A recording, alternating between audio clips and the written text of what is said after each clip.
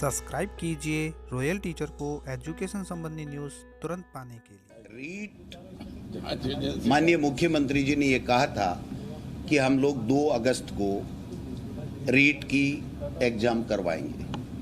उसके बाद में जब हम तैयारी कर रहे थे तो ये बात ध्यान में आई कि 5 अगस्त को हमारी पहले की एक रीट है उसकी वैलिडिटी समाप्त हो रही है। चूंकि जिस दिन एग्ज़ाम की जाती है उस दिन वैलिडिटी मानी जाती है, तो 3 दिन में मैं समझता हूँ फिर रिजल्ट आता, उससे पहले उसकी वैलिडिटी ख़त्म हो जाती।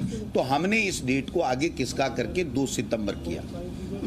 हमने जितनी मीटिंगें करनी थी कर ली, लेकिन इसमें जो इश्यू है, एक तो एनसीटी ने हमें एक गाइडलाइन दी है कि कॉमर्स के विद्यार्थियों को इसमें शामिल करना है।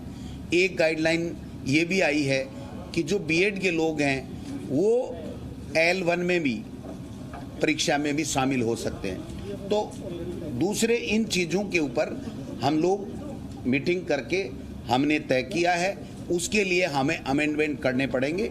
और वो अमेंडमेंट, चूंकि ये भर्ती पंचायत राज की भर्ती है, तो निश्चित रूप से पंचायत राज के साथ में बैठक करके इसके ऊपर निर्णय लिया जाता।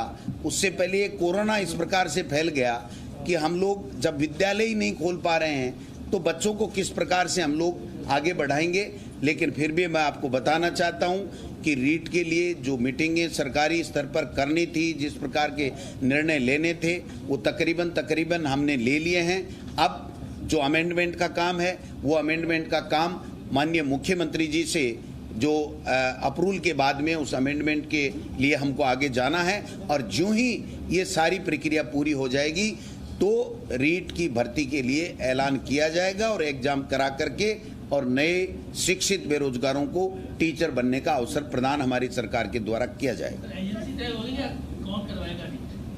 ये अंतिम समय में जब होता है तभी होता है। आज कोई एजेंसी तय होना नहीं होना कोई तय नहीं होता है, ये लास्ट का काम है। जब हम पैटर्न तय कर लेते हैं तो उसके बाद में एजेंसी की बात आती है।